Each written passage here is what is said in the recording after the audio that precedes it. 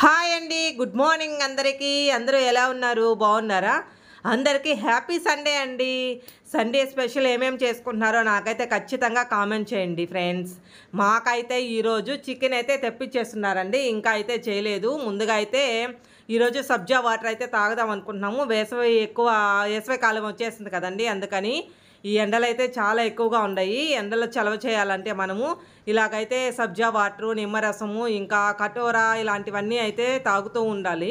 మా వారిని కటోరా ఎత్తుకోరమ్మంటే కటోరాలు ఏంది, అఘోరాలు ఏంది అవన్నీ నాకు తెలియదు అని చెప్పారు. నేనైతే చాలా నమ్ముకున్నాను.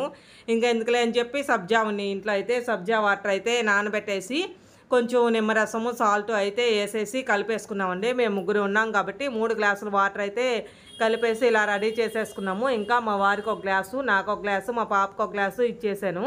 మేమందరం అయితే తాగేసాం ఉదయాన్నే. Thank you for watching Venkat don.